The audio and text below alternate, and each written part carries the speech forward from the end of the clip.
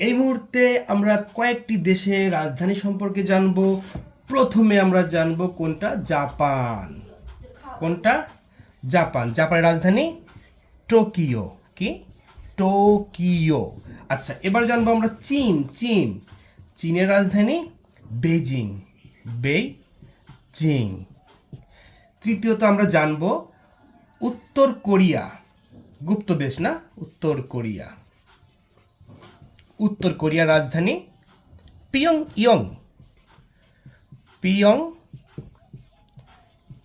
Young. চতুর্থ হচ্ছে দক্ষিণ কোরিয়া। দক্ষিণ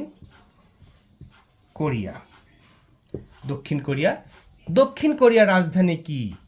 এটা আমাকে জানাবে। এটা প্রশ্ন থাকলো। এই কোরিয়ার বানানটা হয়নি, কোরিয়াটা আমি ঠিক করে নিচ্ছি। কোরিয়া। তাহলে দক্ষিণ কোরিয়ার রাজধানী কি সেটা অবশ্যই কমেন্ট সেকশন জানাবেন।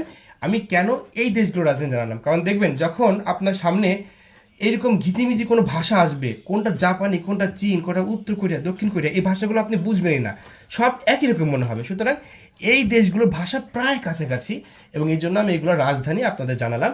তাহলে জাপানের রাজধানী টোকিও, চীনের রাজধানী বেইজিং, উত্তর কোরিয়ার রাজধানী পিয়ংইয়ং, এবং দক্ষিণ কোরিয়ার রাজধানী অবশ্যই আমি কমেন্ট সেকশনে আপনাদের থেকে চাই, নাহলে আমি তো আছি। ধন্যবাদ সবাইকে।